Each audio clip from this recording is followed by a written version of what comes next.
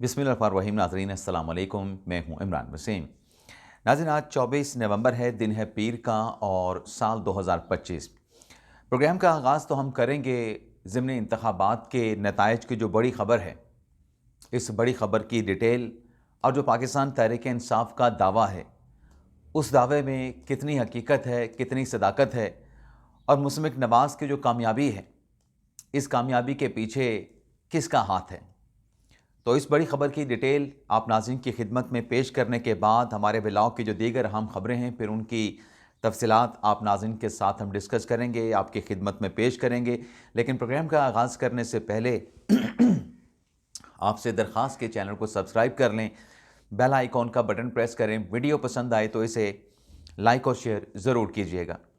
नाज़रीन, कौमी असम्बली के 6 और सूबाई असम्बली के 7 हलकों पे जो इलेक्शन कमीशन की जानिब से बाई इलेक्शन करवाया गया, ज़्यादातर जो नशिस्तें थीं, बल्कि तमाम जो नशिस्तें थीं, आप यूँ कहें कि 9 मई के जो कन्विक्टेड थे, उनकी नाअहली के बाद ये सीटें खाली हुई थीं।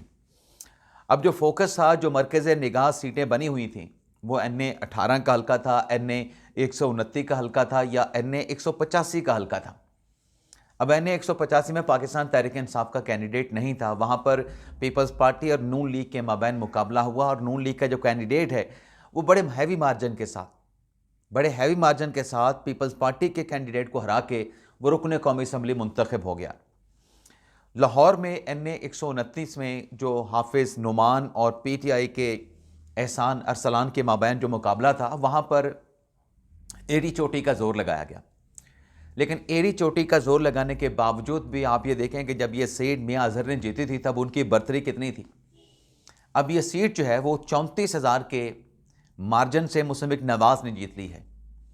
पाकिस्तान तहरीक इंसाफ के जो कैंडिडेट थे अरसलान अहमद, उन्हें 34,000 के लीड से नाकामी का सामना करना पड़ा। कुछ और भी फैक्टर हैं, उस पर हम आगे चल के मुख्तसर सी बात करके आपको समझाने की कोशिश करेंगे। इसी तरीके से NA 18 का जो हल्का है हरीपुर का, वहाँ पर अगर आप फरवरी 2024 के नताइज निकाल के देखें तो उमर अयूब साहब ने हज़ारों वोटों के मार्जिन के साथ एक बड़ी लीड के साथ जो है ये कामयाबी हासिल की थी। और अब वहाँ पे आप पोलिंग रिजल्ट देखें, आप वहाँ पे जो टर्न आउट है वो देखें, 42% रहा है। क्योंकि तहरीक इंसाफ का कैंडिडेट जैसे लाहौर में मुकाबला हुआ तगड़ा, वैसे यहाँ पर उससे भी ज़्यादा तगड़ा मुकाबला हुआ। खैबर पख्तूनख्वा के अवाम का, NA 18 के वोटर्स का जोशो खरोश जो है वो बाकी बाई इलेक्शन के जो हल्के थे उससे बहुत ज़्यादा था। लेकिन आप ये देखें कि हज़ारों की लीड से उमर अयूब साहब जीते थे। अब 44,000 की लीड से मुस्लिम नवाज़ के कैंडिडेट जीत गए हैं, बाबर नवाज़ खान। यानी 44,000 की लीड से जो है वो उमर अयूब साहब की जो अहलियाँ हैं शहरनाज उमर अयूब, उन्हें नाकामी का सामना करना पड़ा है। अब राजा बाबर नवाज़ की कामयाबी का जो एक वजह नज़र आती है वो ये है कि उसके लोगों के साथ बराह रास्त ताल्लुकात हैं, डायरेक्ट जो है वो आवाम के साथ कनेक्टेड है। जबकि दूसरी जानिब कल मैं सुन रहा था कि जब बाई इलेक्शन की पोलिंग हो रही थी तो उमर अयूब साहब जो हैं वो कैप्टन सफदर के और जो अब्बासी साहब है वहाँ के मुर्तज़ा जावेद अब्बासी, उनके शजरा नस्ब की बात कर रहे थे कि इनके वालिद कौन हैं, हम जानते हैं, हम बताएंगे, हम, लेकिन पहले पोलिंग ख़त्म हो जाए। अब धांधली का जो इल्ज़ाम लग रहा है वो धांधली का इल्ज़ाम अपनी जगह पे पाकिस्तान तहरीक इंसाफ का वो धांधली के इल्ज़ामात का साबित करने का, प्रूफ करने का एक फोरम मौजूद है, एक मैकेनिज़्म मौजूद है। शोर शराबा, रोना धोना अपनी जगह पे, लेकिन आप जाके वहाँ पे अपना जो दावा है उसको प्रूव कर सकते हैं। लेकिन 2024 में भी आप देखें कि जब उमर अयूब साहब कामयाब हुए थे, उनके यही मुखालिफ कैंडिडेट थे राजा बाबर नवाज़, तो वो जब रेमेडी हासिल करने के लिए जाते थे तो टेक्निकलिटीज़ में जनाब उमर अयूब साहब छुप जाते थे हज़ारों के लीड के बावजूद। अब तहरीक इंसाफ का दावा अपनी जगह पे कि इसमें हमारे साथ धांधली हुई है, हरीपुर के हल्के के हवाले से पर्टिकुलर बात की जा रही है, तो वही फिर इलेक्शन ट्रिब्यूनल में आप जा सकते हैं, आपको कानून ने ये रेमेडी दी है। लेकिन नाज़रीन, बेशक ज़िमनी इलेक्शन में टर्नआउट कम होता है, बेशक जो इनकलाब था वो इनकलाब इस बाई इलेक्शन में देखने को नहीं मिला। वोटर जो है वो खैबर पख्तूनख्वा के NA 118 के हल्के में निकला और पाकिस्तान तहरीक इंसाफ को मुस्तरद कर दिया। मुस्लिम नवाज़ ने कौमी असम्बली की 6 और सूबाई असम्बली के 7 में से 6 नशिस्तें यानी 13 में से 12 नशिस्तें मुस्लिम नवाज़ निकालने में कामयाब हुई।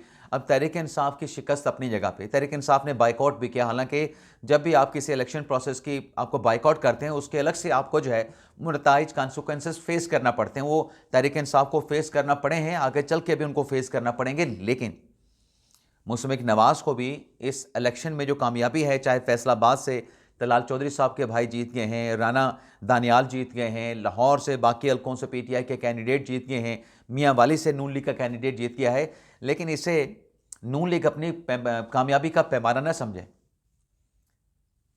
बेशक तहरीक इंसाफ का बाइकआउट भी था, लेकिन तहरीक इंसाफ के आज़ाद कैंडिडेट मैदान में किसी न किसी तरह से मौजूद भी थे।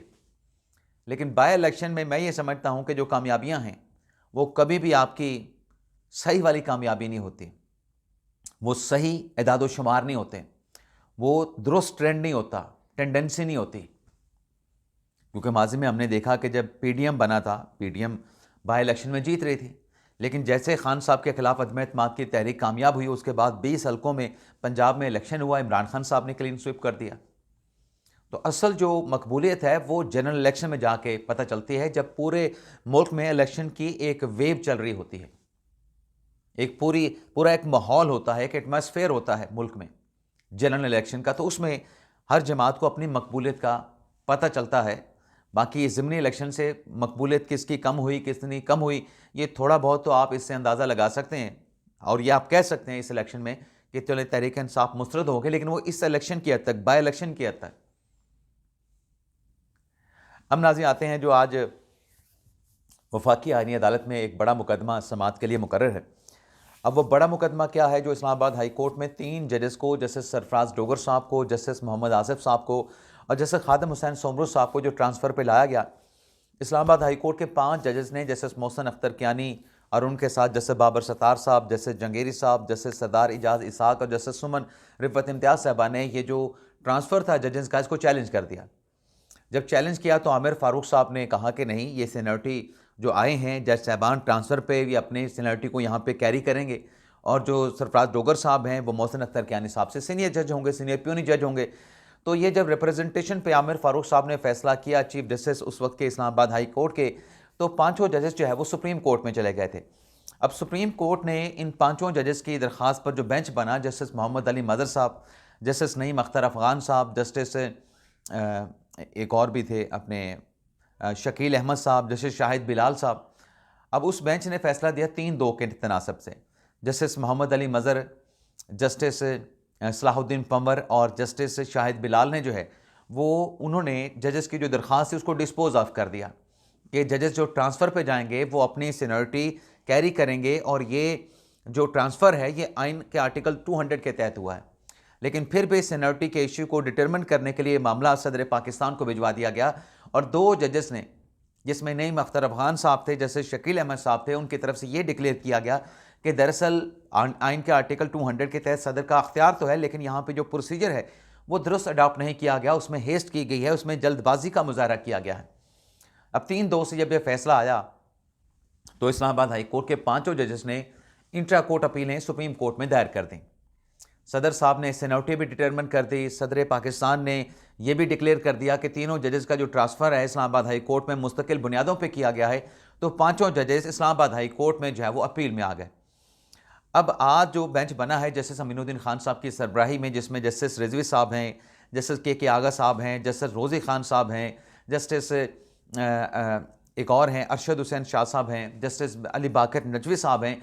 इस बेंच ने 11:30 बजे समाअत करनी है। हो सकता है कि जब आप प्रोग्राम देख रहे हो 11:30 बज के अदालती कार्रवाई हो भी चुकी हो, अदालती कार्रवाई का ऑर्डर आ चुका हो, लेकिन इस केस में 4 जज साहबान, पहले तो 5 थे ना जिन्होंने इंट्रा कोर्ट, पहले सुप्रीम कोर्ट में दरख्वास्त दायर की, फिर इंट्रा कोर्ट अपील दायर की, ये 5 जज थे। अब उन इंट्रा कोर्ट अपीलों पे समाअत आज होनी है। ये 5 जजेस की, जैसे मैंने कहा कि इंट्रा कोर्ट अपीलें हैं, लेकिन 4 जजेस ने एक और पटिशन जो दायर की इस्लामाबाद हाई कोर्ट में कि हमारा केस वफाकी आईनी अदालत ना सुने, बल्कि हमारा जो मुकदमा है उसे सुप्रीम कोर्ट में भिजवा दिया जाए। अब नाज़रीन खबर यह है कि 4 जज साहबान ने तो ये पटिशन इस्लामाबाद हाई कोर्ट में दायर कर दी।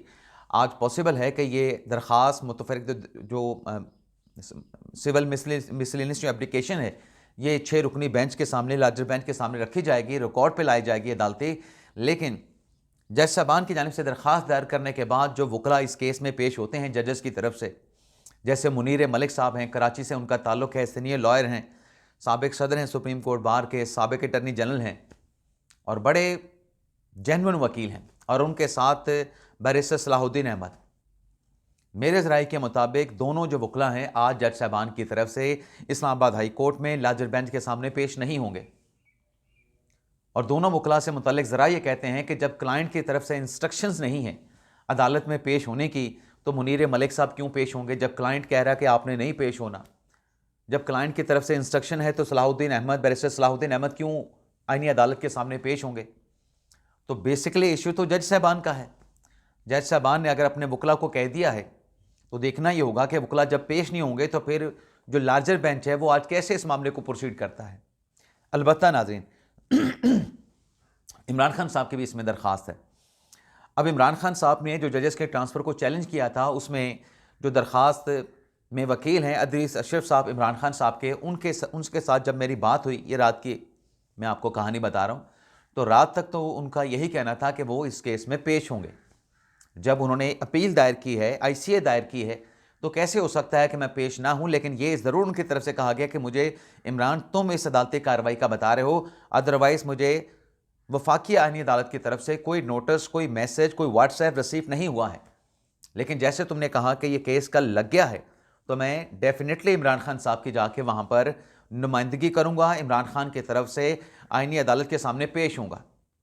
तो देखते हैं आज जो वफाकी आईनी अदालत में बड़ा अहम मुकदमा समाअत के लिए लग रहा है, इस पर फिर जब असल जो स्टेक होल्डर हैं उनके वकला पेश नहीं होते, क्योंकि बार काउंसिल, बार एसोसिएशन की तो ढेर सारी दरखास्तें हैं। हामिद खान साहब की भी दरखास्त है, उन्होंने भी लाहौर हाईकोर्ट बार की तरफ से दरखास्तें दायर की थी, ICA दायर की थी। तो देखते हैं आज जो भी होगा इस केस में, उसकी डिटेल फिर नेक्स्ट व्लॉग में आपके साथ हम शेयर करेंगे।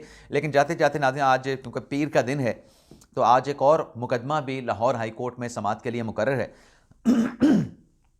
और वो नाज़रीन मुकदमा है ढकी भाई का। ढकी भाई जिन्हें गैम्बलिंग ऐप की प्रमोशन पे गिरफ्तार किया गया NCCI की तरफ से, और अल्लाह का मौजज़ा देखें कि जो ढकी भाई को गिरफ्तार करने वाले थे, जो आर्टिकल 25 की खिलाफ वर्जी करने वाले थे, आज वो खुद अपने केसेस भुगत रहे हैं। आज उनके ऊपर इल्ज़ाम है और ढकी भाई की अहलिया का इल्ज़ाम है कि हमसे लाखों रुपए लिए हैं ढकी भाई को ज़मानत में फैसिलिटेट करने के लिए, ढकी भाई की रिहाई के लिए, ढकी भाई की ज़मानत के लिए।